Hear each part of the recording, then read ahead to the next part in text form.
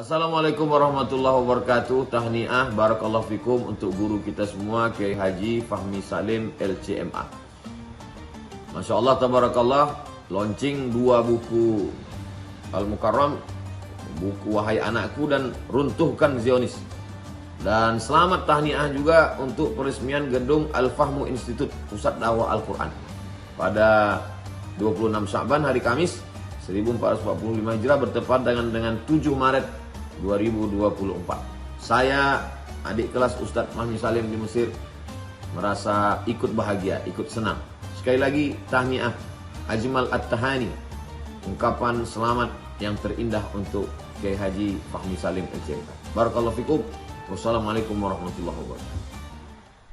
Ada rencana Allah untuk mengumpulkan Yahudi di akhir zaman. Apa fungsinya? Apa maksudnya dikumpulkan mereka di akhir zaman? Yaitu untuk menimpakan siksaan terakhir kepada Bani Israel yang membangkang. Kenapa? Karena mereka tidak mau percaya, tidak mau beriman kepada Rasul akhir zaman, yaitu Nabi kita Muhammad sallallahu alaihi wasallam. Apa ayatnya? Wa qulna min ba'dihi li bani Israil askunul arda fa idza jaa wa'dul akhirati nabikum lafifa. Ini mujizat Al-Quran. Ayatnya turun ketika surat Al-Isra ini turun 1400 sekian tahun yang lalu. Allah sudah mengabarkan, hai Bani Israel, tinggallah kamu di negeri ini. Mana? Baitul Maqdis di Palestina. Apabila janji kebangkitan itu datang mendekati akhirat, niscaya kami akan kumpulkan kamu dalam keadaan bercampur baur. Jadi Israel, Bani Israel itu Yahudi dari seluruh dunia dikumpulkan dari seluruh dunia, dan mereka punya ide itu. Ya Allah, persis seperti ayat ini. Gerakan Zionis internasional, sadar nggak sadar mereka itu sedang menjalankan ayat ini. Untuk apa? Mereka ditimpakan siksa oleh Allah di akhir zaman. Kenapa ayat itu mengatakan kalian ada di sana dalam keadaan bercampur baur? Maksudnya bisa jadi wallahu alam bercampur baur dengan umat muslim. Karena tidak semua orang Palestina ketika negeri mereka dijajah, dicaplok tahun 48, tidak semua mereka itu mengungsi hijrah keluar. Tapi masih ada yang di dalam. Itu disebut dengan Arab, warga Arab Israel tahun 48. Seperti di mana? Di kota Hebron ada komunitas Arab, bahkan banyak mayoritas. Selain di Gaza dan tepi barat wilayah Palestina, itu kan yang lain tuh di bawah negara Israel. Nah itu masih banyak orang-orang Arabnya, orang asli Palestina. Nah itu bercampur dia di situ. Subhanallah. Maka satu-satunya pilihan untuk mengembalikan tanah suci Al-Quds, Masjidil Aqsa dan bumi Palestina itu adalah balik kepada apa yang diajarkan dalam Al-Quran. Praktek Khalifah Umar bin Khattab, prakteknya Salahuddin Al-Ayyubi, itu bukan dengan negosiasi, tapi harus dengan memobilisasi seluruh kekuatan umat Islam, apakah ekonominya, apakah politiknya, apakah militernya, untuk merebut kembali Baitul Maqdis. Ulama-ulama dunia membuat proyek kaderisasi pemahaman ilmu tentang Baitul Maqdis, namanya Ibadan Lana, hamba-hamba kami yang memiliki kekuatan, sebagaimana ditulis ya, termaktub dalam surat Al-Isra 5, fa idza jawa'du lahum ba'asna 'alaikum ibadan lana. Kami datangkan kepada kalian wahai Bani Israel untuk menghukum kalian. Siapa yang bisa menghukum Bani Israel? Hamba-hamba kami yang mempunyai kekuatan yang besar. Lalu mereka merajalela di kampung-kampung kalian, menghancurkan Yahudi di Madinah, ya, wa kana wa'dan maf'ula. Itulah generasi sahabat Rasul,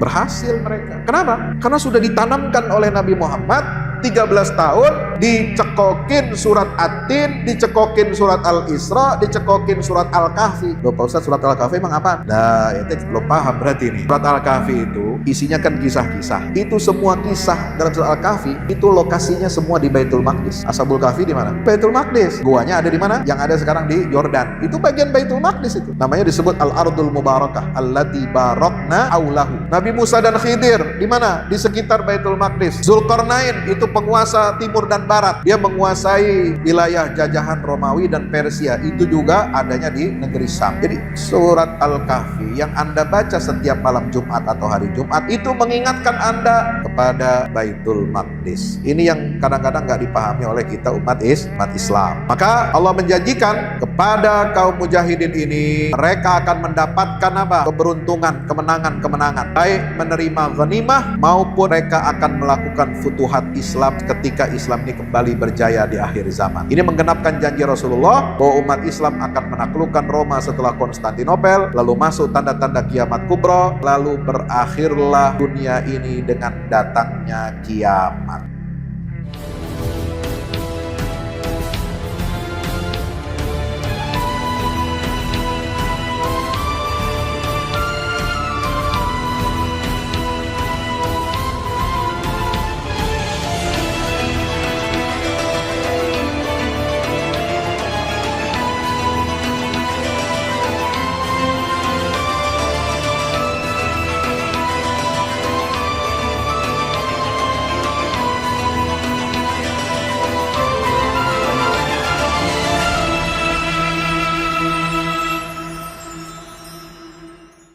Assalamualaikum warahmatullahi wabarakatuh.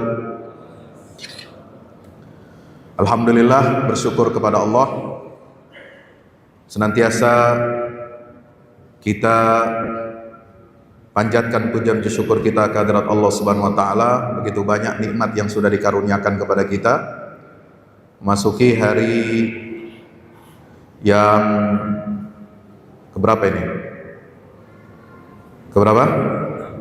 6 apa 7? Oh 6, ya boleh 7 juga boleh. Ini perkara ijtihadiyah ya. Umat Islam itu kalau berbeda dalam perkara ijtihadiyah itu jangan ribut, jangan dibikin rame ya. Ini perkara cuma perbedaan 0 derajat sama 3 derajat, bukan perbedaan penetapan tanggal awal puasa misalnya ya 1 Ramadan lalu kemudian ada yang mulai 10 Ramadan gitu. Ya. Kita masih bersyukur kepada Allah diberikan kekuatan iman dan Islam, nikmat ukhuwah. Coba lihat umat agama lain Pak, itu perbedaan hari rayanya itu beda tanggal, udah bukan beda ijtihad lagi, itu beda akidah. Satu tanggal 25 Desember, ada sekte lain 7 Januari, kan bedanya jauh 2 minggu, betul. Dan penetapan hari raya itu bagian akidah ya. Nah, kalau kita cuma beda fikih doang, ributnya setengah mati, saling menyalahkan, saling membid'ahkan, menyesatkan pula. Aduh, ini rusak umat Rasulullah ini ya. Padahal umat lain itu bedanya dalam penentuan akidah, tapi mereka nggak ribut tuh ya, nggak sampai ke alam malakut itu ya, perbedaan ikhtilafnya itu ya, nggak sampai ke planet Mars. Kita beda dikit doang, beda jam, beda 1 hari doang ributnya, masya Allah, na'udzubillah min dzalik. Maka ayo kita jaga persatuan ukhuwah di antara kita.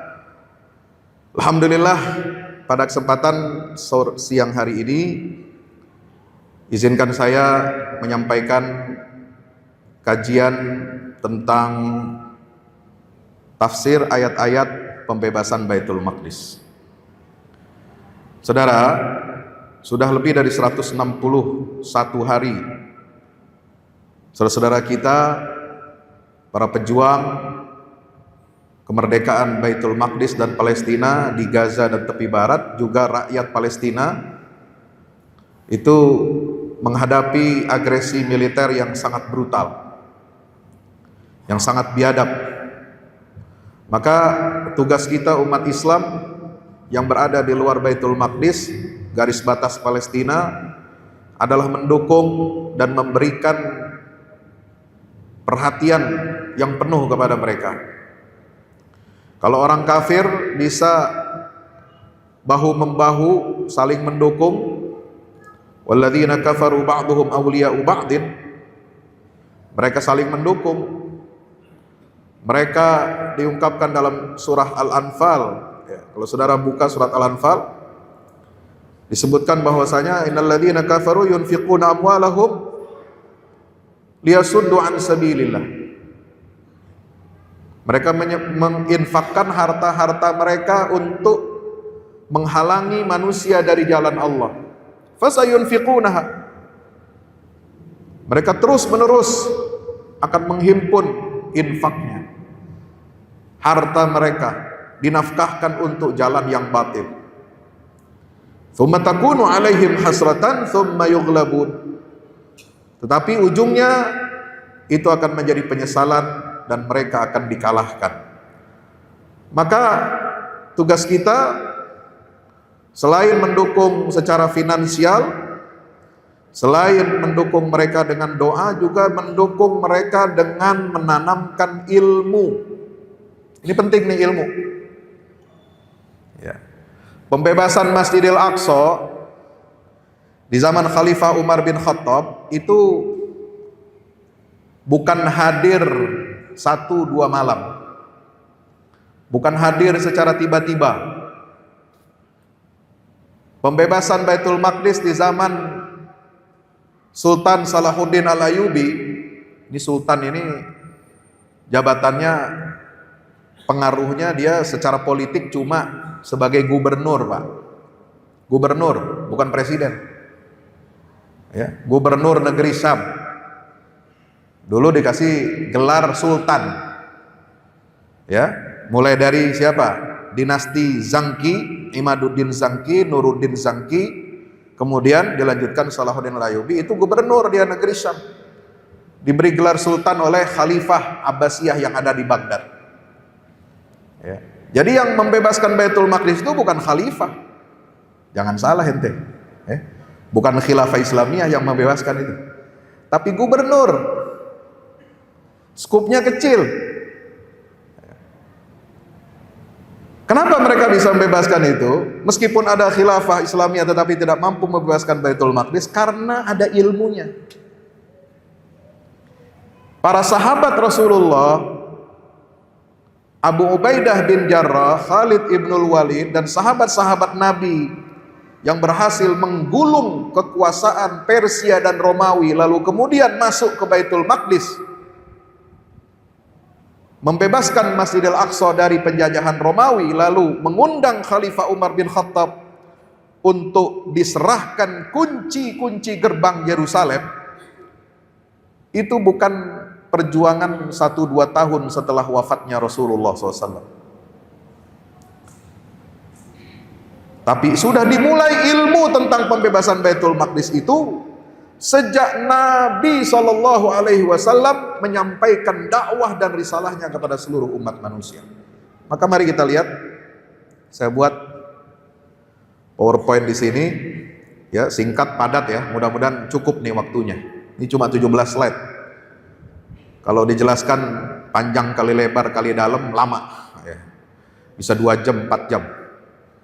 Tapi kita padatkan, bagaimana umat Islam bisa tertanam ilmunya, tekadnya untuk membebaskan Baitul Maqdis sebagai syarat untuk melakukan perubahan.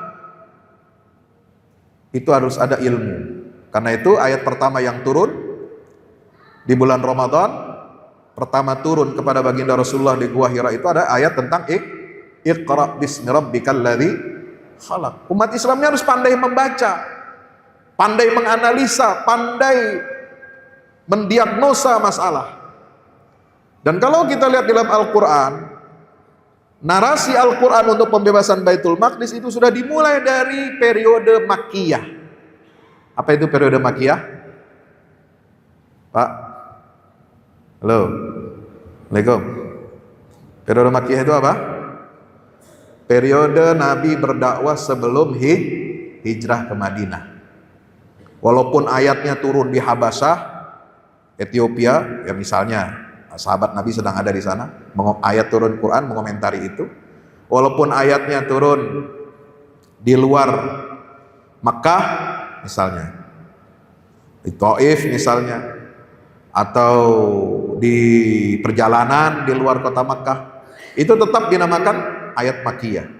Itu sudah dimulai dari mana? Kita lihat lini masa, bagaimana Allah mengabarkan tentang keutamaan, kemuliaan Baitul Maqdis itu sejak Allah berbicara tentang penciptaan manusia. Wattini wazzaitun. Ini surat At-Tin. Ini surat pertama tentang Baitul Maqdis. Ya, kita bacanya ya karena nggak baca tafsirnya kita nggak paham. Seolah-olah itu ayat bicara tentang keutamaan makan buah tin dan buah zaitun. Kagak, bos. Ayatnya nggak nyuruh kita makan buah tin, buah zaitun, enggak. Allah bersumpah dengan buah tin dan zaitun, maksudnya apa kata para ulama tafsir? Bersumpah dengan negeri di mana tumbuh buah tin dan zaitun itu. Yaitu di mana? Buah tin dan zaitun yang terbaik itu tumbuhnya di negeri Syam, di Baitul Maqdis. Karena dijelaskan dalam surat An-Nur ya, ayat 35 itu zaitunatin mubarakatin la syarqiyah wala gharbiyah. Buah zaitun yang terbaik itu tumbuh di tengah-tengah, Dapat cahaya matahari di pagi sampai siang, dapat cahaya matahari dari siang sampai sore. Maka dia buah zaitun yang terbaik itu. Ya. Nah, Allah bersumpah dengan itu semua. Untuk apa? Mengingatkan kepada umat Islam, umat manusia, bukan hanya ketika membahas awal penciptaan manusia, laqad khalaqnal insana fi ahsani taqwim, tapi juga berbicara tentang bagaimana kesempurnaan manusia itu dipersiapkan oleh Allah, dilengkapi dengan wahyu dan risalah kepada para nabi dan rasul. Jadi manusia sempurna itu bukan karena fisiknya semata-mata, tapi juga karena dilengkapi dengan hidayah. Ini masjid namanya Al-Hidayah. Mudah-mudahan di sini jadi pusat mercusuar hidayah petunjuk dari Allah Ta'ala. Amin ya Rabbal. Di mana hidayah itu turun pertama kali di atas muka bumi? Di negeri-negeri yang disebut di dalam awal ayat surat At-Tin. Wat-tin, demi negeri yang tumbuhnya buah tin, zaitun, kemudian wa turi sinin, yaitu Tur Sina, tempat Nabi Musa menerima wahyu di Gurun Sinai di Mesir. Wa hadzal baladil amin, dan kota Makkah yang aman. Itulah tempat Nabi menerima wahyu pertama di gua Hira. Jadi Allah sudah menyatakan sejak awal penciptaan manusia, 3 negeri ini sudah didesain oleh Allah untuk menjadi tempat turunnya wahyu-wahyu. Negeri Syam, mulai dari Nabi Adam itu sudah ada. Nabi Ibrahim sudah ada. Nabi Nuh dari sana juga, dari wilayah Ur. Ya, Ur itu sekarang Urfa yang ada di Asia Kecil di wilayah Turki. Terus turun Nabi Ibrahim hijrah ke bumi Palestina, ya kan? Ya. Sama Nabi Lut, keponakannya juga berdakwah ke bumi Palestina. Nabi Daud, Sulaiman, Musa, semuanya berdakwah di daerah negeri Syam itu. Hanya Nabi Musa menerima wahyunya di mana? Di Gurun Sinai. Kenapa? Karena dia terusir dari Mesir, dari ibu kota Mesir, Memphis kuno itu, Fustat. Kenapa? Karena dituduh melakukan tindakan kriminal sampai menyebabkan seorang Koptik terbunuh atau mati. Itu kan ada kisah dalam surah Syu'ara, surah Thaha, dan lain sebagainya, atau surat Al-Qasas. Maka beliau dapatkan wahyunya itu di mana? Di Gurun Sinai, bukan di Baitul Maqdis. Nah, yang ketiga tempatnya adalah Mekah, yaitu tempat wahyu yang turun kepada Nabi kita Muhammad sallallahu alaihi wasallam. Itu yang pertama Al-Qur'an berbicara. Yang kedua surat Al-Isra, ya, yaitu ayat yang pertama sampai ayat ke-7, itu rangkaiannya, di mana Allah mengikat 2 masjid yang pertama kali dibangun di atas muka bumi ini, yaitu Masjidil Haram dan Masjidil Aqsa, dalam satu ikatan yang suci. Subhanalladzi asra bi'abdihi lailan minal Masjidil Haram ilal Masjidil Aqsa. Maka umat Islam itu, ya, kalau kita lihat baca tafsir Sya'rawi, baca tafsirnya ulama-ulama kontemporer, itu disebutkan surat Al-Isra ini surat pertama di dalam Al-Quran yang membawa risalah dakwah Islamiyah ini ke tingkat global. Ya, kalau sebelumnya kan bicara tentang kondisi Mekah, Nabi terkepung, Nabi terisolasi, Nabi dan sahabat terintimidasi, maka surat Al-Isra itu memecah kebuntuan, memecah blokade kafir Quraisy, dan Nabi dibawa keluar dari Makkah menuju mana? Masjidil Aqsa, berjumpa dengan 124.000 Nabi dan Rasul, memimpin sholat di Masjidil Aqsa, lalu kemudian beliau diberangkatkan Mi'raj ke Sidratil Muntaha. Maka surat Al-Isra ini surat pertama yang berbicara tentang globalisasi Islam. Ya, jadi keluar dari kungkungan Mekah yang kecil. Allah kasih kemuliaan itu kepada Nabi kita Muhammad untuk apa? Linuriyahu min ayatina. Allah perlihatkan ayat-ayat tanda-tanda kebesarannya kepada Nabi sallallahu alaihi wasallam. Yang ketiga di surat Al-Baqarah juz 1. Itu ada kisah kehidupan Nabi Adam sebagai khalifah pertama, kemudian pengalaman Bani Israel di era Nabi Musa, kemudian Nabi Ibrahim, kisah Nabi Ibrahim dan keturunannya yang saleh. Nah, ini juz 3 itu dibagi menjadi 2. Ini periode Madaniyah, ya, dibagi menjadi 3 kisah. Dan kisah itu menunjukkan potensi manusia sebagai khalifah pertama yang bisa sukses bisa gagal. Yang kedua, potensi manusia yang gagal dalam mengemban misi kekhalifahan, yaitu Bani Israel yang ingkar, ya, maksiat kepada Allah dan Rasulnya, yaitu Nabi Musa alaihissalam. Dan potensi anak cucu Adam yang berhasil dalam misi kekhalifahannya, yaitu Nabi Ibrahim dan keturunannya yang saleh. Lalu kemudian di surah Al-Baqarah ayat 141 sampai 143 tentang pemindahan arah kiblat. Ya kan?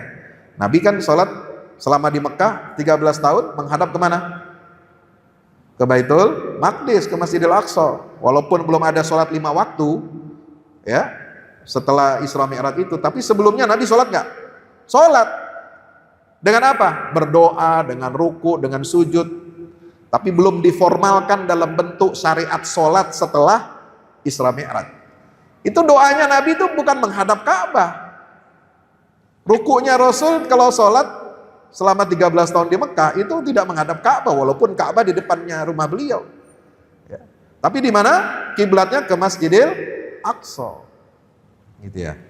Maka kemudian sampai Nabi hijrah, ya, 7 bulan kemudian barulah ada pemindahan arah kiblat, ya, dari Masjidil Aqsa ke Masjidil Haram, ya.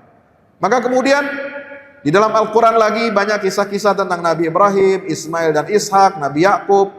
Di surat Al-Baqarah, Al-An'am, Al-A'raf, Hud, Ibrahim, Shafat dan An-Najm itu mengingatkan kita bagaimana perjuangan para nabi itu berdakwah menyebarkan risalah Islam ini dari bumi Palestina. Ya. Surat Ali Imran menyatakan ayat 67-68, siapa yang berhak mewarisi pusaka Nabi Ibrahim?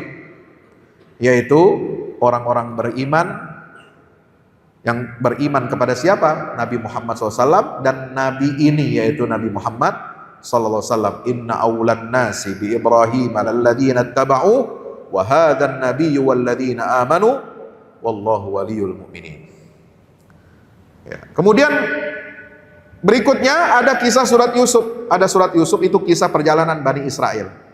Jadi pertama kali Bani Israel itu hijrah dari Baitul Maqdis, di mana dulu orang tua mereka tinggal di sana, yang Nabi Yakub itu di Baitul Maqdis. Ya. Kemudian eksodus ke Mesir. Kenapa? Ya, Nabi Yusufnya kan dari kecil dipisahkan dari orang tuanya. Dia besar tumbuh di mana? Di Mesir, di lingkungan istana Fir'aun.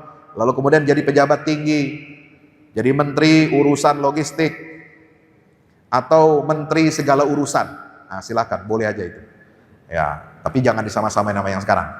Ya, itu beliau yang menata perekonomian, menata investasi, menata perdagangan di Mesir, dipercaya oleh Fir'aun, raja Mesir pada saat itu, ya, untuk apa? Menyelamatkan negara Mesir, imperium Mesir ini dari kehancuran akibat apa? Krisis pangan, krisis ekonomi. Maka setelah dia berhasil, ya, kisahnya itu panjang dari awal surat Yusuf sampai akhir. Itu beliau apa? Wa rafa'a abawaihi 'alal 'arsy wa kharru lahu sujada wa qala ya abati hadza ta'wilu ru'yaya min qablu qad ja'alaha rabbi haqqan. Dibawa orang tua Nabi Yusuf bersama saudara-saudaranya pindah dari Baitul Maqdis menetap kemana? Ke Mesir. Di Mesir itu ratusan tahun. Sampai mereka beranak pinak, mereka memiliki pengaruh yang kuat, dominasi yang bisa mengancam warga lokal Mesir. Ya, itu wajar ya, yang namanya ada kecemburuan. Warga yang transmigran dengan warga asli biasanya begitu. Ya, biasanya warga pendatang lebih giat, lebih semangat kerjanya, ya kan, daripada warga lokal yang nyantai, ya kan, yang cuma terima gaji gitu, tapi kagak jadi pedagang. Nah, Bani Israel ini di Mesir ulet dia. Maka Fir'aun yang pada masa Nabi Musa itu 600 tahun jaraknya antara Nabi Yusuf dengan Nabi Musa ini, dia merasa apa?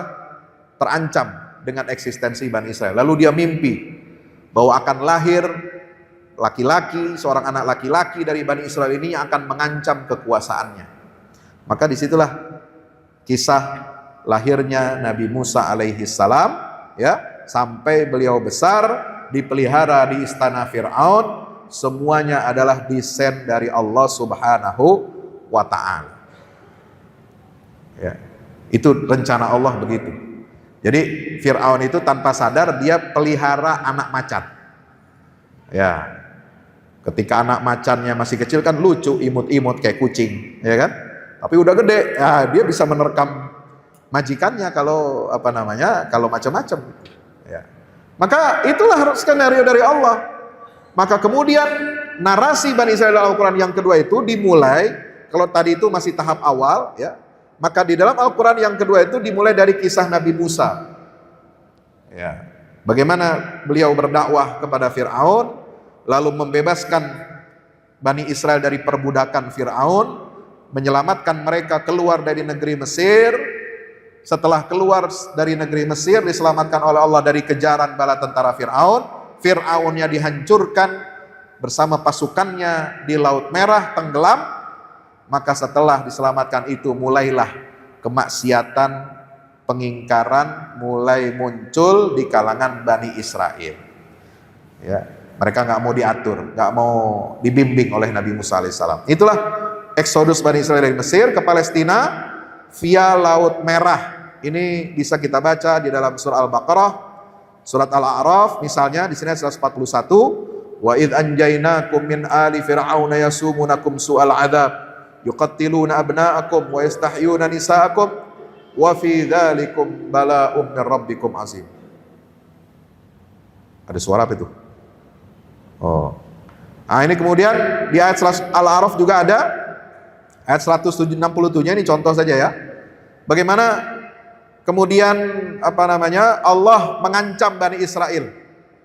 Ya, setelah mereka ingkar, mereka suka membantah, memberontak kepada Nabi Musa, maka Allah mengancam kepada mereka bahwa Dia akan mengirimkan kepada Bani Israel orang-orang yang akan menimpakan seburuk-buruk azab kepada mereka sampai hari kiamat. Jadi nasib Bani Israel setelah kekuasaan Nabi Musa itu terombang-ambing, ya. Padahal mereka sudah mendapatkan banyak kemuliaan, banyak kehormatan, mengangkat nabi-nabi di antara mereka. Kemudian ada yang menjadi raja-raja. Kemudian Allah anugerahkan kepada Bani Israel nikmat yang belum pernah dianugerahkan kepada seorang pun di antara umat yang lain. Kemudian Allah janjikan kepada Bani Israel di masa Nabi Musa itu supaya masuk ke negeri yang disucikan, Baitul Maqdis. Ya qaum, udkhulul ardal muqaddasata allati kataballahu lakum wa la tartaddu ala adbarikum fatanqalibu khasirin. Al-Maidah ayat 21. Kemudian mereka menolak. Mereka nggak mau berjihad. Dikiranya masuk ke Baitul Maqdis itu free, gratis, ya. Tinggal terima kunci doang. Nah itu ya, maunya terima kunci doang, nggak mau ada usaha, nggak mau berjihad mengalahkan musuh-musuh mereka yang ada di dalam Baitul Maqdis itu, yang nggak bisa. Nah ini menarik kalau kita lihat dalam Al-Quran narasi tentang perintah berjihad di jalan Allah, ya, itu awalnya kepada Bani Israel. Bani Israel ini nggak mau berjihad, baru nanti kemudian lahir kekuasaannya Nabi Daud. Nah di situ ada jihad itu mulai berhasil, ya, dan mulai dipatuhi oleh Bani Israel ketika dipimpin oleh Talut. Ya, Talut itu raja Bani Israel yang memimpin jihad, ya, menghadapi musuh-musuh Allah, ya, yang musyrik, yang zalim, Kemudian setelah mereka dikalahkan, disitulah pasukan yang dibawa oleh Tolut itu muncul seorang pemuda namanya Daud atau David, mengalahkan Jalut alias Goliat. Ya, nggak apa-apa, nanti ada suara videonya, nanti bisa dicatatkan lagi ya. Oke, jadi dihukum oleh Allah 40 tahun tuh. Kenapa? Karena nggak mau masuk ke Baitul Maqdis dengan berjihad fisabilillah. Ya, maka yang kedua di dalam narasi Al-Quran itu Allah merencanakan setelah kepergiannya Nabi Musa alaihissalam, ya, setelah wafatnya Nabi Musa alaihissalam, setelah wafatnya Nabi Yusha bin Nun, karena Yusha bin Nun ini penerusnya Nabi Musa. Siapa Yusha bin Nun? Itu pemuda yang menemani Nabi Musa ketika disuruh oleh Allah belajar kepada Khidir. Ada di surat Al-Kahfi. Qala Musa li fatahu la abrahu hatta ablugha majma'al bahraini aw amdiya huquba. Jadi itu pemuda ini yang jadi asistennya Nabi Musa, itu kelak jadi nabi, Nabi Yusha namanya, dan dia yang berhasil membawa Bani Israel berjihad masuk ke Baitul Maqdis dan menang. Jadi itu, tapi itu nggak lama. Jadi silih berganti. Selama Bani Israel itu patuh dan taat kepada Allah, mereka diberikan janji untuk masuk ke dalam Baitul Maqdis. Tapi ketika mereka ingkar dan taat, maka janji Allah itu nggak berlaku. Makanya disebutkan dalam surat Al-Anbiya. Surat Al-Anbiya, coba cek ayat 105. Walaqad katabna fiz zaburi min ba'di dzikri annal arda yarithuha ibadiyas salihun. Kami sudah tetapkan di dalam kitab Zabur. Zabur itu kitabnya siapa? Waalaikumsalam. Kepada siapa? Nabi Daud. Apa ketetapan Allah dalam kitab Zabur itu? Bahwasanya negeri yang diberkati Allah itu akan diwariskan kepada hamba-hambaku yang soleh, yang istiqomah kepada ajaran Allah, kepada risalah tauhid, kepada risalah yang dibawa oleh para nabi dan rasul. Maka ketika Bani Israel tidak memenuhi syarat itu, mereka terusir. Dan janji Allah itu sudah terbukti di zaman Nabi Daud dan Sulaiman. Mereka memiliki kerajaan Israel raya yang besar. Ya, mukjizat Nabi Daud coba lihat. Dia bisa apa? Melunakkan besi, bisa berbicara dengan semua binatang. Demikian pula Nabi Sulaiman bisa menaklukkan kerajaan-kerajaan yang jauh, ya, kaya raya, istananya dibangun dengan apa? Dengan bebatuan mulia, ya, sampai Ratu Bilqis datang masuk ke istananya apa? Terkagum-kagum. Singgasana dia yang ada di Yaman ternyata ada dipindahin sampai di Baitul Maqdis. Ya, waktu masuk ke istananya dia diangkat roknya, ya kan? Kenapa? Takut basah katanya. Padahal itu lantainya transparan, di bawahnya itu ada air, ada sungai, ada ikan-ikan dan lain sebagainya, luar biasa. Itu zaman dulu teknologinya udah canggih. Ya, maka itu Bapak Ibu rahmati Allah. Allah menjanjikan, lihat dalam surat Al-Isra ayat 104. Ada rencana Allah untuk mengumpulkan Yahudi di akhir zaman. Apa fungsinya? Apa maksudnya dikumpulkan mereka di akhir zaman? Yaitu untuk menimpakan siksaan terakhir kepada Bani Israel yang membangkang. Kenapa? Karena mereka tidak mau percaya, tidak mau beriman kepada Rasul akhir zaman, yaitu Nabi kita Muhammad sallallahu alaihi wasallam. Apa ayatnya? Wa qulna min ba'dihi li bani Israil askunul arda fa idza jaa wa'dul akhirati ji'na bikum lafifa. Ini mukjizat Al-Qur'an. Ya. Ayatnya turun ketika surat Al-Isra ini turun 1400 sekian tahun yang lalu. Allah sudah mengabarkan, wahai Bani Israel, tinggallah kamu di negeri ini. Di mana? Baitul Maqdis di Palestina. Apabila janji kebangkitan itu datang, mendekati akhirat, niscaya kami akan kumpulkan kamu dalam keadaan bercampur baur. Jadi Bani Israel itu Yahudi dari seluruh dunia dikumpulkan. Dari seluruh dunia. Dan mereka punya ide itu. Ya Allah, persis seperti ayat ini. Jadi gerakan Zionis internasional, sadar nggak sadar mereka, itu sedang menjalankan ayat ini. Untuk apa? Mereka ditimpakan siksa oleh Allah di akhir zaman. Ya. Kenapa ayat itu mengatakan kalian ada di sana dalam keadaan bercampur baur? Maksudnya bisa jadi wallahu alam bercampur baur dengan umat muslim. Karena tidak semua orang Palestina ketika negeri mereka dijajah, dicaplok tahun 48, tidak semua mereka itu mengungsi hijrah keluar. Tapi masih ada yang di dalam. Itu disebut dengan Arab, warga Arab Israel tahun 48. Seperti di mana? Di kota Hebron, ada komunitas Arab, bahkan banyak, mayoritas.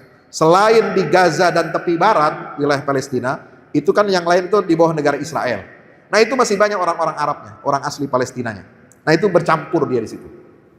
Subhanallah. Ini kan persis seperti Al-Quran menggambarkan. Ya. Lalu mereka dihadirkan ke sana. Maka saya buat ini lini masa ini untuk membuktikan kebenaran firman Allah ayat 104 surat Al-Isra itu. Mulai ide mengumpulkan Yahudi dari seluruh dunia tahun 1897. Padahal ayatnya tahun berapa tuh turun? Zaman Rasulullah ya. Tahun 600 pada Isra Mi'raj itu kurang lebih 620 Nabi lahir 670, 610 jadi Rasul. Kemudian Isra Mi'raj itu tahun ke-11 berarti tahun 621. Ayatnya turun tahun 621 Masehi. Tapi terbukti kemudian ya, bagaimana Allah menggiring Yahudi dari seluruh dunia untuk tinggal di satu tempat di negeri Palestina. Itu mulai ada idenya tahun 1897. Tapi kemudian ide hasil Kongres Zionis Internasional itu dibawa oleh Theodor Herzl, diajukan proposalnya kepada siapa? Sultan Abdul Hamid II, Khalifah Turki Utsmani. Kenapa diajukannya ke sana? Karena negeri Palestina, Baitul Maqdis itu berada di bawah kekuasaan penuh Turki Utsmani pada saat itu. Apa tawarannya? Kami akan beli tanah-tanah di sekitar Baitul Maqdis itu untuk membentuk koloni-koloni Yahudi dengan imbalan yang tinggi harganya. Jadi nggak minta gratis. Itu bukan gratis. Beli, dan harganya mau dibeli dengan berkali-kali lipat seperti harga yang mau diinginkan oleh Sultan. Berapa aja? Kita serahin cek kosong, tinggal ente isi, kira-kira begitu. Itu kalau jadi, kalau mau dibeli, mau dijual, ada lagi imbalannya. Ya, itu hebatnya Yahudi itu, Pak. Dia gigih, dia kerahkan semua kekuatan finansialnya untuk apa? Bercita-cita memiliki negeri di Palestina. Ini mesti kita contoh. Jangan kita malah jual-jualin tanah, ya, jual-jualin aset buat orang asing datang kemari, gitu ya.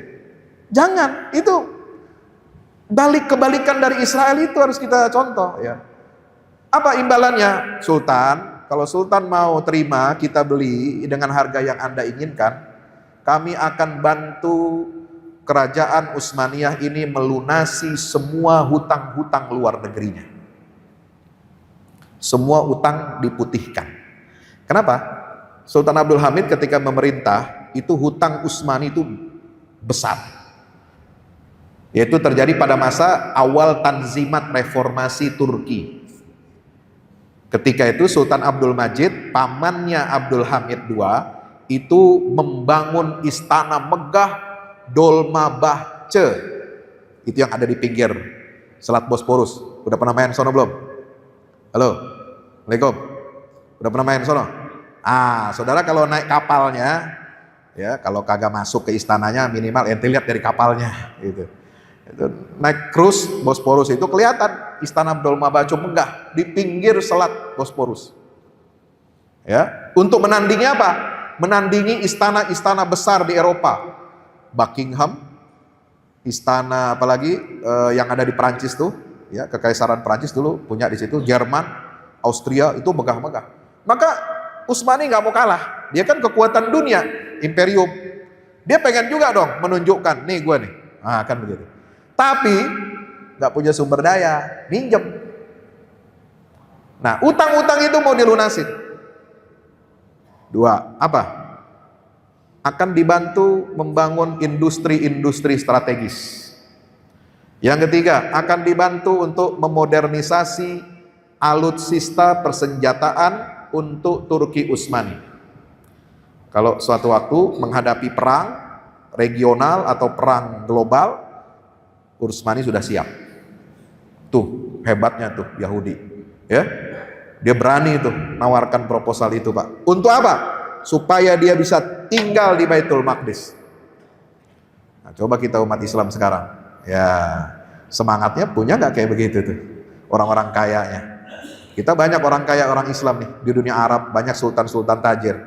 Tapi ya untuk peduli kepada Palestina belum tentu. Untuk beli nawarin kayak gitu, lu Israel, lu pindah aja ke negara lain, gurun pasir mana kayak, nih gua ganti duitnya. Ada yang begitu? Konglomerat Muslim? Nggak ada. Perang Dunia I pecah tahun 1914 sampai 1918. Tapi di tengah-tengah Perang Dunia ke-1 antara koalisi Inggris, Prancis dan Rusia di satu kubu melawan Kekaisaran Utsmaniyah dan Jerman, Imperium Jerman. Ini dua Perang Dunia ke-1 itu. Ya, itu ada perjanjian Sykes-Picot tahun tanggal 16 Mei 1916 membagi wilayah-wilayah Ottoman yang mayoritas dihuni oleh bangsa Arab di luar Jazirah Arabia. Itu dibagi antara Inggris, Prancis, dan Rusia. Tapi rencana itu bocor.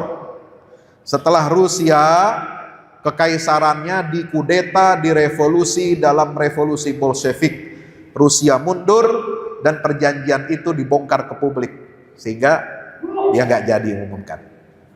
Tapi tahun 1917 ada deklarasi Balfour dari Inggris. Menjanjikan kepada Lord Rothschild. Siapa Lord Rothschild? Bankir, ya, terbesar di Eropa. Ini keluarga Rothschild, harta kekayaannya menurut hitungan terakhir itu sampai sekarang itu dia sudah beroperasi sudah 100 tahun lebih. Dia kerja di perbankan, dia kuasai bank-bank besar di Eropa. Kekayaannya sekarang mencapai 20 triliun dolar. Satu keluarga besar itu. Nah, terakhir ponakannya kemarin yang baru mati, ya, Jacob Rothschild. Itu Jacob Rothschild itu dia kekayaannya aja 5 triliun dolar. Dia bangun, dia sumbang gedung parlemen Israel, itu dia yang ngasih itu. Dia bangun gedung Mahkamah Agungnya Israel di Tel Aviv, dia yang ngasih. Ya. Jadi Yahudi ini jihad hartanya kenceng, Pak. Masa kita kalah? Ya, malu dong, ya. Sampai dia bisa mempengaruhi pemerintah Inggris, kalau kamu menang, ya, dan kami biayai, dan kalau menang jangan lupa sama Bohir. Apa Bohir mintanya? Minta si Bohir supaya tanah-tanah wilayah Utsmani yang dikalahkan oleh Inggris di Perang Dunia Kedua, terutama Palestina, itu diberikan kepada Yahudi. Berhasil. Inggris menang perang bersama Prancis, ya. Lalu tahun 24 bubar khilafah Islamiyah. Lalu kemudian ada Perang Dunia Kedua tahun 1939 sampai 1945. Jerman nggak mau kalah. Dia kan kalah tuh, terpuruk. Dia bangkit lagi Jerman nih. Nanti bergabung di zona Asia Pasifik. Jepang bangkit jadi kekuatan baru dunia, nantang Amerika. Nah itu, dia bom itu Pearl Harbor kan. Jerman juga dia banyak menguasai negara-negara Eropa Timur. Maka semua Yahudi yang ada di negara-negara yang dijajah ditaklukkan oleh Jerman, saat itu mereka dipersekusi. Kenapa?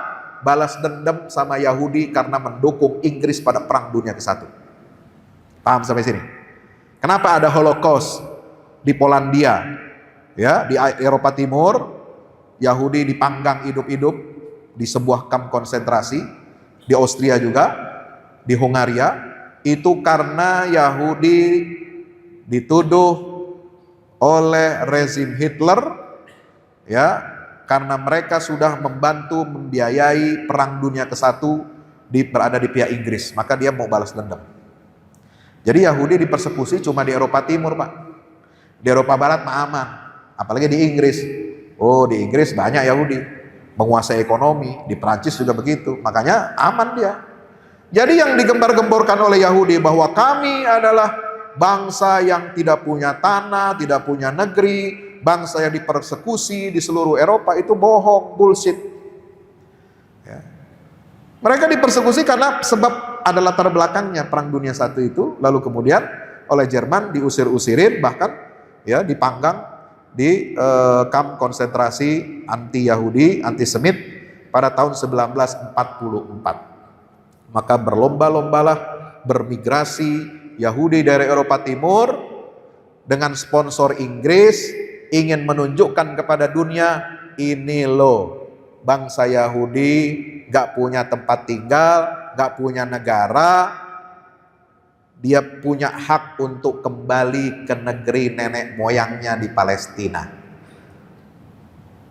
Itu latar belakangnya. Maka diusir-usirin rakyat Palestina. Nah ini kan tidak sesuai dengan hukum internasional. Ya, hukum internasional itu nggak boleh seperti itu. Ya, kolonialisme apapun bentuknya itu harus dilawan. Kenapa? Karena penjajahan. Settlement, dia bangun pemukiman-pemukiman, mengusir penduduk aslinya. Nah itu tidak sesuai dengan hukum internasional. Lalu kemudian lahir deklarasi HAM PBB tahun 45 Oktober. Nah dari setelah itu lahir PBB tahun 45. Ada UN partition yang membagi tanah Palestina menjadi 2, itu tahun 1947. Lalu 48 Israel mendeklarasikan negaranya berdiri. Dimulailah Nakbah tahun 1948. Jadi kesimpulannya apa? Amerika dan Inggris inilah yang melahirkan anak haram Israel. Ya, Inggris membantu Yahudi pada Perang Dunia ke-1, memberikan tanah Palestina. Amerika yang jadi negara adidaya Perang Dunia Kedua karena berhasil mengalahkan Jepang, menjatuhkan bom atom Nagasaki Hiroshima, ini yang mensponsori berdirinya Israel tahun 48. Maka kalau kita mau perjanjian damai supaya Timur Tengah damai, kita minta bantuan Inggris dan Amerika, kira-kira masuk akal nggak? Mau dia ngelahirin mak bapaknya, ya. Kemudian dia dibantu oleh siapa? Bidannya PBB. Ya, PBB itu yang jadi bidannya, yang bikin UN partition tahun 47. Masa kita mau minta tolong sama dia? Tolong balikin tanah Palestina ke kita umat Islam. Nggak bisa, bos. Maka satu-satunya pilihan untuk mengembalikan tanah suci Al-Quds, Masjidil Aqsa dan bumi Palestina itu adalah kembali kepada apa yang diajarkan dalam Al-Quran, praktek Khalifah Umar bin Khattab, prakteknya Salahuddin Al-Ayyubi, itu bukan dengan negosiasi, tapi harus dengan memobilisasi seluruh kekuatan umat Islam, apakah ekonominya, apakah politiknya, apakah militernya, untuk merebut kembali Baitul Maqdis. Maka ini membuktikan apa? Yang ketiga, kekuatan besar dunia itu bersatu menghancurkan umat Islam. Walladzina kafaru ba'dhum awliya'u ba'din illa taf'alu takun fitnatun fil ardi wa fasadun kabir. Ya. Ini sesuai dengan surat Al-Anfal ayat 73. Buktinya apa sekarang? Coba lihat negara maju semuanya total mendukung agresi Israel tanpa batas. Netanyahu bilang, ini perang di Gaza adalah perang kemerdekaan kedua buat Israel. Perang kemerdekaan pertama tahun 48 ketika mereka menganeksasi wilayah Palestina, melahirkan negara baru Israel. Maka perang kemerdekaan yang kedua ini menghadapi hidup dan mati. Makanya Netanyahu, dia gak mau kalah tuh. Padahal udah jelas-jelas ekonominya bangkrut, ya, desakan dari rakyatnya juga supaya memenuhi persyaratan Hamas, menukar tawanan, kan syaratnya gampang. Cuma dibikin susah sama sini setan ini, satu ini. Ya kan, Netanyahu. Syaratnya gampang, kalau mau damai kembali semula, kita bebaskan sandera ente, Israel, ente bebasin semua tawanan-tawanan kita yang ada di penjara ente. Selesai. Tapi kagak mau nih setan. Ya, maunya apa? Memang menggenosida, ya, sombong, kok gua bisa kecolongan, kalah. 1.300 tentara Israel hari pertama serangan 7 Oktober itu mampus. Ya. Kenapa? Ini belum pernah ada dalam sejarah militer Israel itu. Ya, bisa kalah seperti itu. Dan menyebabkan 500.000 Yahudi itu ngungsi di negerinya, di tanah pendudukan Palestina. Itu sejak tahun 48 belum pernah ada seperti itu, baru sekarang. Apa kata Presiden Israel? Ya, perang Gaza adalah perang untuk menyelamatkan peradaban Barat. Jadi kami sekarang itu mewakili Anda, semua negara-negara maju di Barat, untuk menghancurkan sel-sel teroris Islam yang namanya Hamas. Ini adalah perang untuk menyelamatkan peradaban Barat, maka kalian harus dukung kita secara penuh, secara total.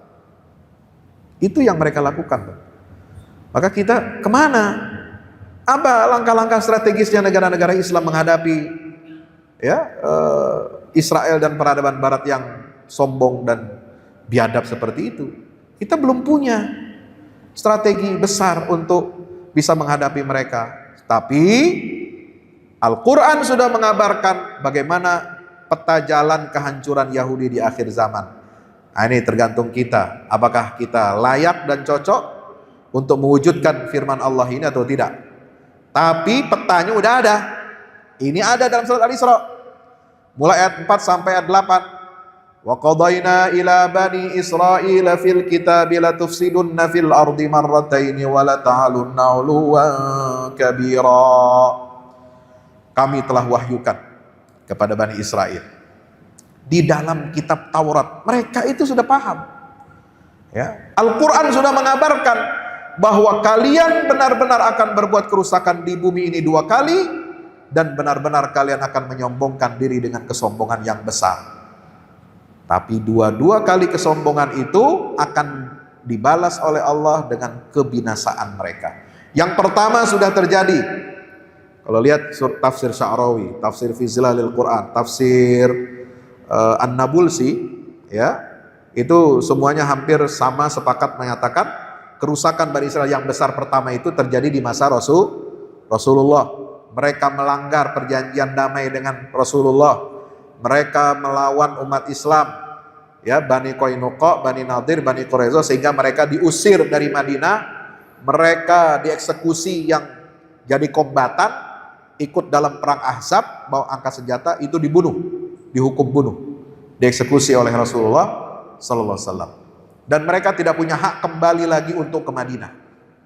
Tapi sekarang, sejak tahun 2017 dicanangkan the deal of century. Sejak dicanangkan Abraham Accord, sejak dicanangkan Abrahamic religion, bahwa Yahudi adalah rumpun agama dari anak cucu keturunan Ibrahim, maka umat Islam, Kristen, dan Yahudi harus rekonsiliasi. Maka Yahudi secara diam-diam sudah mengumumkan, kami juga punya hak untuk tinggal di Madinah, berdampingan damai dengan umat Islam. Padahal Madinah, Jazirah Arab, udah dibersihkan oleh Rasulullah dalam wasiatnya, nggak boleh ada Yahudi tinggal di situ. Tapi sekarang apa yang terjadi? Bebas dia masuk. Nauzubillah min. Hati-hati. Ini Abraham Accord ini menjebak. Ya, biasanya nanti ada yang berdalil. Ya, kita pedang ke Yahudi jangan jihad dong. Pendekatannya rahmah aja, rahmatan lil alamin. Apa buktinya, dalilnya? Oh, Nabi itu sebelum meninggal dunia katanya masih menggadaikan baju besinya kepada orang Yahudi. Ya, muamalah gitu ya. Nah, ini perlu ditelusuri nih riwayatnya. Kemudian penyelesaiannya bagaimana? Apakah itu membuktikan bahwa memang masih ada Yahudi di Madinah ketika Rasulullah wafat? Kalau menurut hemat saya, ya, dari pembacaan sirah, Yahudi di Madinah sudah bersih sejak tahun ke-5 Hijriah. Jadi Nabi wafat itu nggak ada Yahudi satupun di Madinah, bahkan bukan hanya di Madinah, seluruh Jazirah Arabia. Ya, sudah dieksekusi, diusir keluar dari Jazirah Arabia. Barangkali pun kalau ada tanggungan hutang, ya, gadai baju besinya Nabi kepada orang Yahudi, mungkin itu terjadi ketika Yahudi masih ada di Madinah sebelum tahun 5 Hijriah. Maka ketika Nabi wafat, ada riwayat mengatakan masih menggadaikan. Tapi itu hutang itu pasti sudah dibayar oleh Khulafaur Rasyidin, terutama Abu Bakar Siddiq radhiyallahu anhu. Baik, Bapak Ibu dirahmati Allah. Maka di dalam ayat itu 4 sampai 8 janji pertama itu sudah ditunaikan oleh Allah dengan dieksekusinya Yahudi dan diusirnya mereka dari Jazirah Arabia itu. Mereka dikalahkan. Apa syaratnya? Idza ja'a wa'du ulahuma ba'asna 'alaikum ibadan lana uli ba'sin syadid fajasu khilal diyar. Jadi hamba-hamba Allah yang memiliki kekuatan, ya, kekuatan ilmu, kekuatan ekonomi, kekuatan fisik, kekuatan militer, itu syarat untuk mengalahkan Bani Israel. Nah, ya tapi Yahudi ini diberikan tangguh Bapak Ibu. Jangan salah. Allah masih berikan mereka tangguh. Tsumma radadna lakumul karrata alaihim wa amdadnakum bi amwalin wa banin wa ja'alnakum aktsara nafira. Masih diberikan apa? Diberikan kesempatan mereka untuk bertobat, ya. Mereka diberikan kesempatan untuk bangkit, dan Allah memberikan mereka kekuatan harta, anak-anak, dan dukungan dari negara-negara besar. Itu terjadi sekarang, ya kan? Duitnya nggak berseri. Dukungan dari barat tanpa batas, ya. Dukungan militernya luar biasa. Negara-negara maju itu, G7 itu semua produsen senjata terbesar di dunia. Dan mereka anggota klub nuklir yang punya teknologi nuklir untuk militer itu cuma dibatasi 7 negara maju saja. Dan semuanya pendukung Israel. Ya, bayangkan. Itu dikasih kesempatan sama Allah.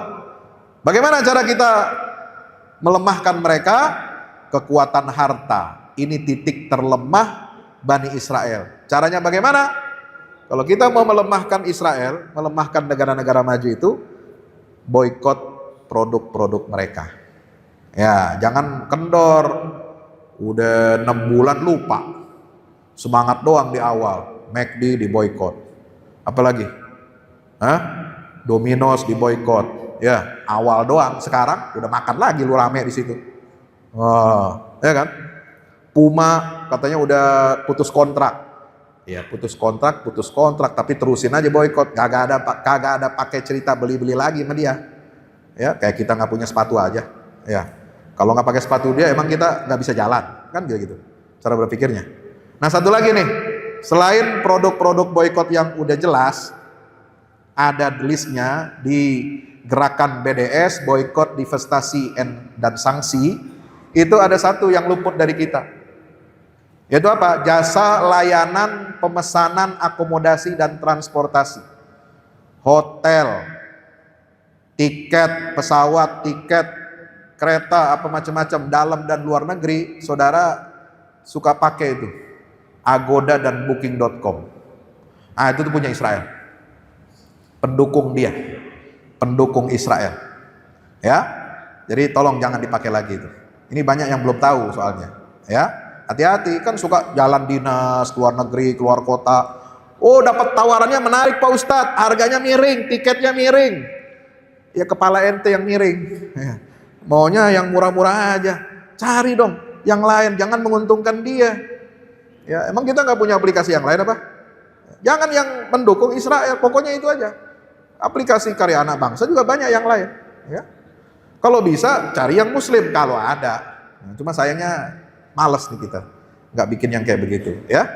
Maka yang mengumpulkan uang dari kita, walaupun sepeser 2 peser, kalau yang pesan aplikasi jutaan dalam 1 hari di seluruh dunia, berapa duit dia terima? Kan ada fee-nya itu. Dari fee kita yang pesan, dari fee hotel dan maskapai yang kita pesan, dapat juga dia. 2 kali dapat. Ya, jadi jangan kita memperkaya dia dong. La haula wala quwata illa billah. Ini kelemahan, titik lemahnya Israel itu pada kekuatan harta. Maka kita sikat dan hajar dia supaya hartanya menurun, gitu. Ekonominya lemah, kita bikin bangkrut dia, insya Allah. Kalau nggak bisa ngangkat senjata ke Palestina, minimal ente boikot terus. Sampai kapan Pak Ustadz? Sampai Palestina merdeka.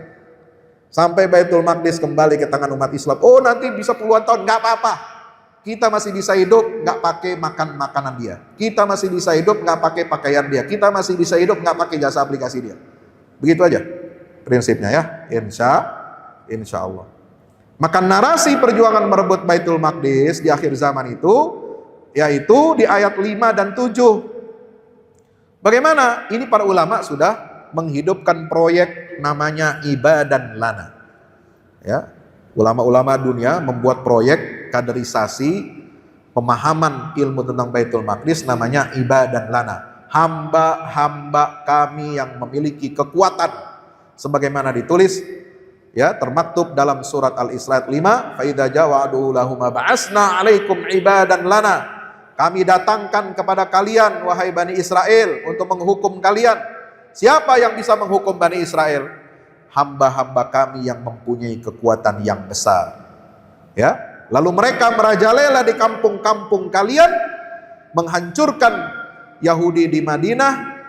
Ya, wa kana wa'dan maf'ula. Itulah generasi sahabat Rasulullah. Berhasil mereka. Kenapa? Karena sudah ditanamkan oleh Nabi Muhammad 13 tahun, dicekokin surat At-Tin, dicekokin surat Al-Isra, dicekokin surat Al-Kahfi. Loh Pak Ustaz, surat Al-Kahfi emang apaan? Nah, itu belum paham berarti ini. Surat Al-Kahfi itu isinya kan kisah-kisah. Itu semua kisah dalam surat Al-Kahfi itu lokasinya semua di Baitul Maqdis. Ashabul Kahfi di mana? Di Baitul Maqdis. Guanya ada di mana? Yang ada sekarang di Yordan. Itu bagian Baitul Maqdis itu. Namanya disebut Al-Ardul Mubarakah allati barakna haulahu. Ya. Cerita apa lagi? Pemilik kebun. Itu juga di wilayah negeri Syam. Nabi Musa dan Khidir di mana? Di sekitar Baitul Maqdis, antara Laut Merah dengan Palestina. Ya. Zulkarnain itu penguasa timur dan barat.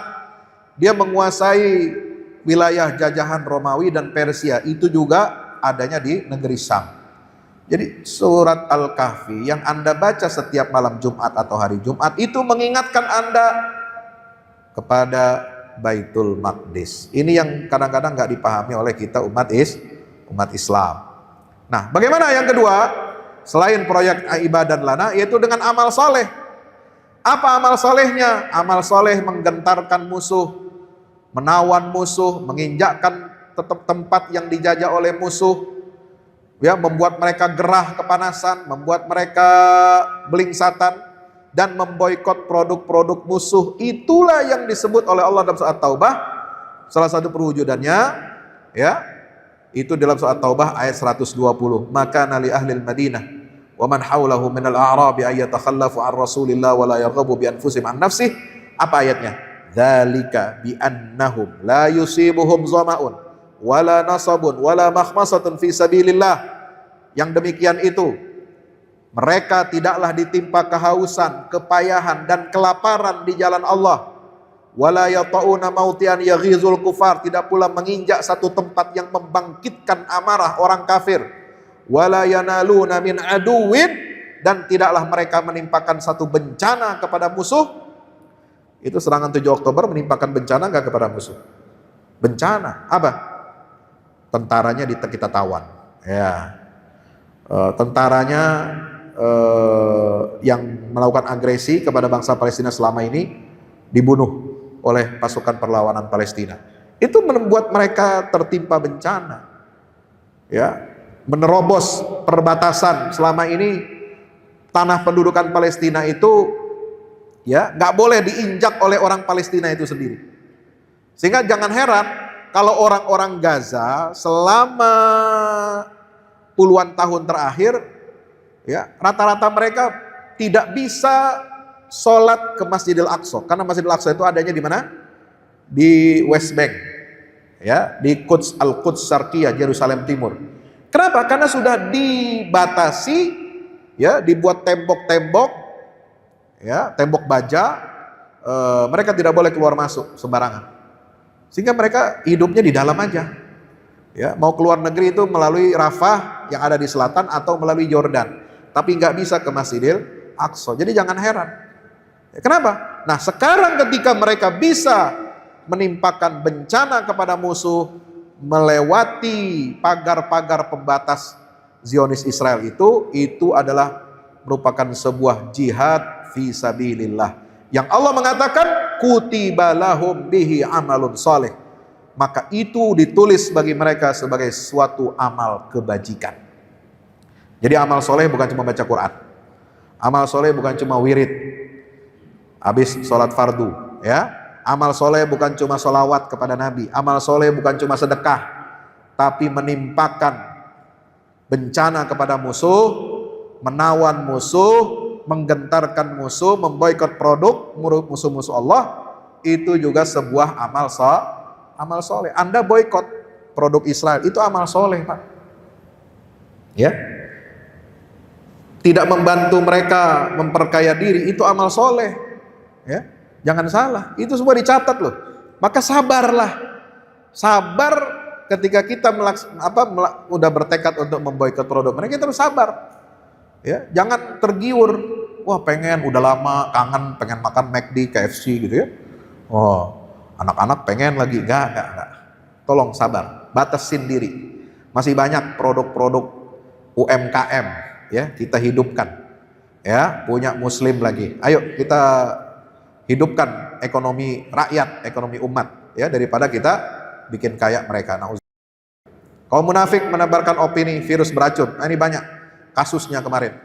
Ini sebagaimana disinggung di dalam surat Al-Ahzab ayat 18, ayat 19. Ya, banyak yang membuli para mujahidin ya. Alasannya begini-begini. Nah, itu ada. Nanti kita lihat, ini pembahasannya panjang, saya tidak bisa paparkan semuanya. Itu ada di buku saya.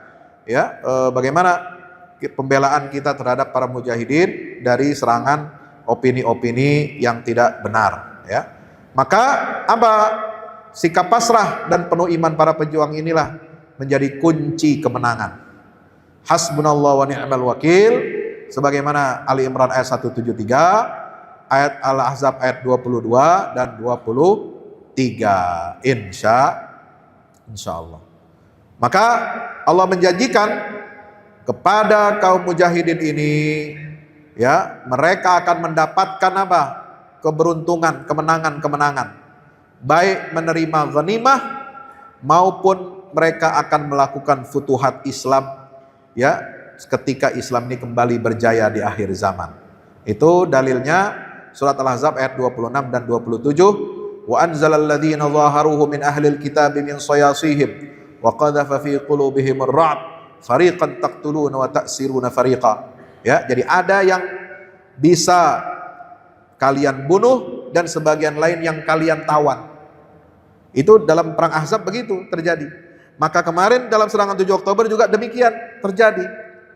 Kemudian mereka Yahudi itu akan mengalami kerugian apa? Materi, tanah, rumah mereka akan tinggalkan, dan para mujahidin itu akan mewariskan negeri-negeri Palestina. Wa awrathakum ardahum wa diyarahum wa amwalahum wa ardhal lam tatauha. Bahkan akan membuka kembali futuhat Islamnya di akhir zaman. Ini menggenapkan janji Rasulullah bahwa umat Islam akan menaklukkan Roma setelah Konstantinopel, lalu masuk tanda-tanda kiamat kubra, lalu berakhirlah dunia ini dengan datangnya kiamat. Kiamat itu nanti akan melewati apa? Telaga Kausar. Telaga Kausarnya itu mana? Membentang dari Ka'bah sampai Masjidil Aqsa. Itu padang mahsyar. Padang mahsyarnya di mana? Itu adanya di Masjidil Aqsa. Seluruh manusia berkumpul untuk pengadilan akhirat. Jadi Al-Quran sudah berbicara tentang Baitul Maqdis ini ya, lengkap dari awal sampai akhir. Masya Allah, tabarakallah. Baik Bapak Ibu yang dirahmati Allah, terakhir saya tampilkan oleh-oleh buku ya, karya buku yang kami tulis. Assalamualaikum warahmatullahi wabarakatuh. Izinkan kesempatan ini kami ucapkan selamat atas peluncuran 2 buku dari Ustadz Fahmi Salim. Insya Allah 2 buku ini akan menjadi sumbangan pemikiran yang memberikan manfaat bagi semua, yang bisa akan menjadi tuntunan, bisa menjadi pedoman bagi anak-anak kita dan menjadi kompas untuk memahami persoalan yang sedang terjadi di Palestina. Semoga acara ini memperkuat posisi kita untuk memperjuangkan kemerdekaan Palestina dan sekaligus memberikan pedoman bagi anak-anak kita. Sekali lagi selamat kepada Ustadz Fahmi, salam ta'zim untuk semua. Assalamualaikum warahmatullahi wabarakatuh.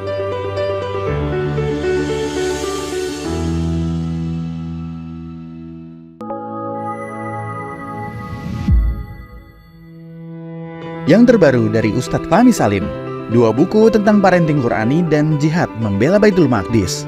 Buku Wahai Anakku, Benahi Adabmu, Bersihkan Hatimu, buku yang siap membuka cakrawala pikiran dan batin sahabat. Buku Wahai Anakku, Benahi Adabmu, Bersihkan Hatimu disusun dengan mengambil inspirasi dari buah pena Imam Al-Ghazali, Ayyuhal Walad. Buku ini diformat dengan dialog orang tua pada anaknya.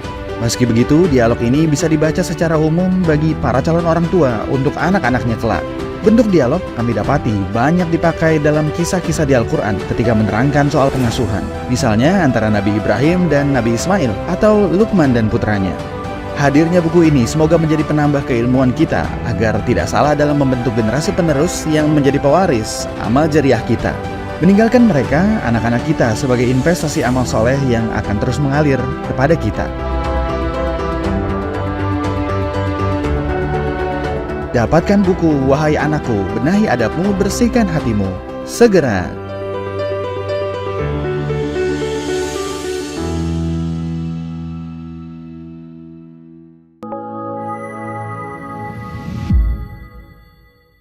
Yang terbaru dari Ustadz Fahmi Salim, buku Runtuhkan Zionis Rebut Baitul Maqdis, buku yang siap membuka cakrawala pikiran dan batin sahabat. Sudah bisa dipesan sekarang juga. Hasil yang dicapai para mujahidin dalam pertempuran Badai Al-Aqsa 7 Oktober 2023 memiliki arti penting ataupun nilai strategis, bukan hanya dalam pembuktian bahwa kekuatan Israel bisa dikalahkan bahkan oleh pihak yang memiliki persenjataan jauh di bawahnya, melainkan juga dalam menyadarkan dunia Islam, terutama para pemimpinnya yang memilih menjadi penonton ketimbang membantu sesama saudaranya. Buku ini adalah salah satu bentuk dukungan dan ikhtiar dengan niat berjuang bersama-sama dengan mujahid Palestina. Tak sekedar memberikan informasi, membeberkan fakta atau data kepada halayak di Indonesia. Buku ini juga hadir untuk meluruskan tudingan bahkan fitnah terhadap para pejuang di sana. Betapapun kita berada jauh dari Al-Quds, melalui buku ini kita akan dapatkan bagaimana kita bisa memperoleh pahala yang sebanding dengan para pejuang di garda terdepan di negeri perlawanan Palestina. Dapatkan buku Runtuhkan Zionis Rebut Baitul Maqdis segera.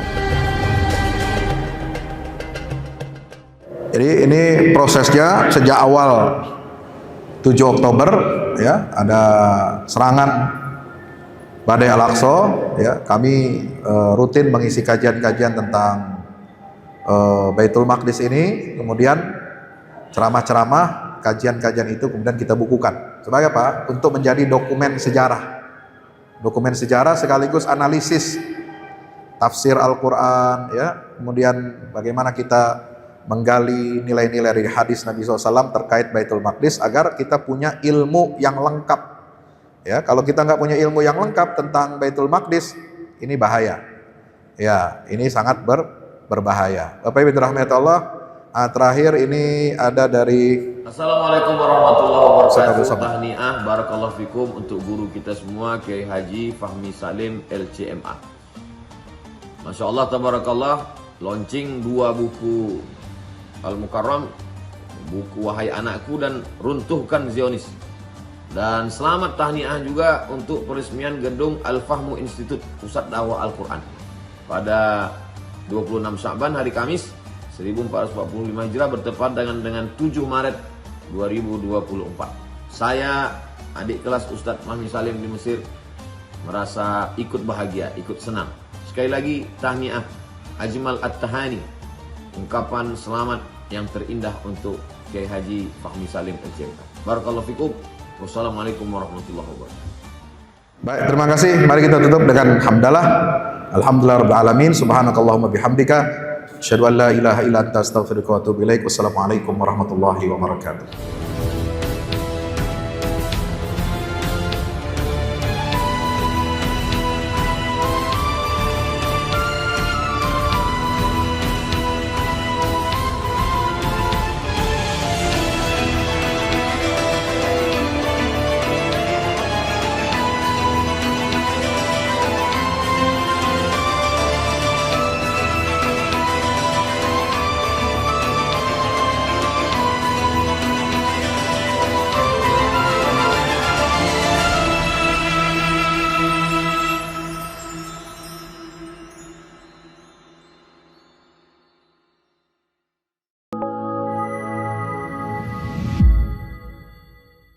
Yang terbaru dari Ustadz Fahmi Salim, buku Runtuhkan Zionis Rebut Baitul Maqdis, buku yang siap membuka cakrawala pikiran dan batin sahabat, sudah bisa dipesan sekarang juga.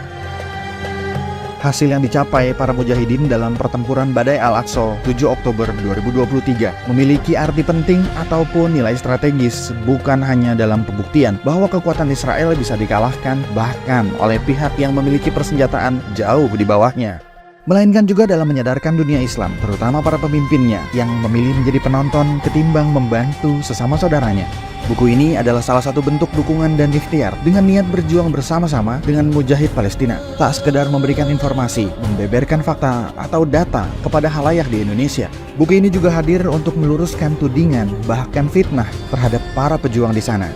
Betapapun kita berada jauh dari Al-Quds, melalui buku ini kita akan dapatkan bagaimana kita bisa memperoleh pahala yang sebanding dengan para pejuang di garda terdepan di negeri perlawanan Palestina.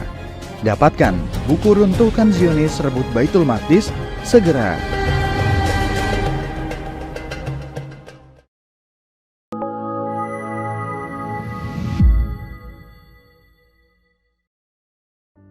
Assalamualaikum warahmatullahi wabarakatuh.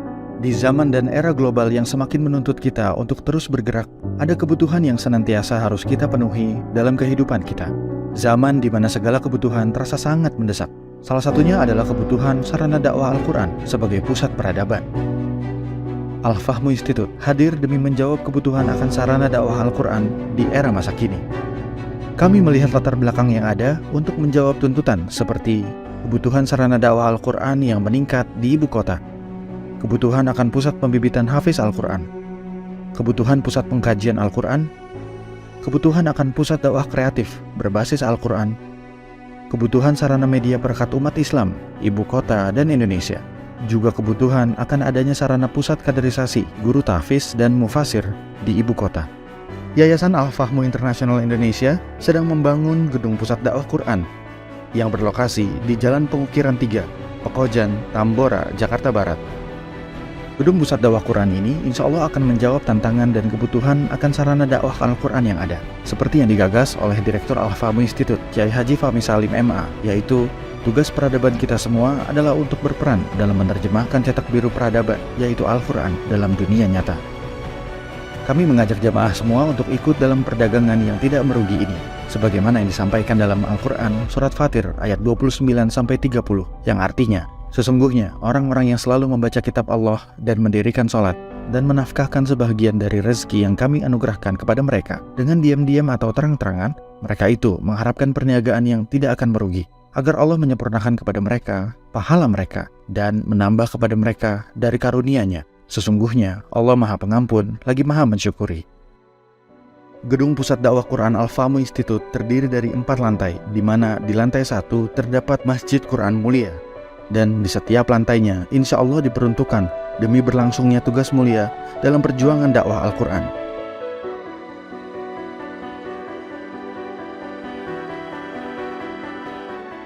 Berikut adalah rencana anggaran biaya yang dibutuhkan dalam pembangunan gedung pusat dakwah Quran.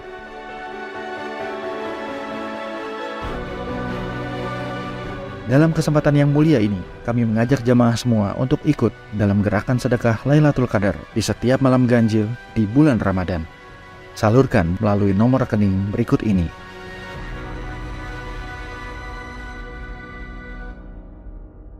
Al-Fahmu Institute, bahagiakan Indonesia dengan dakwah Quran.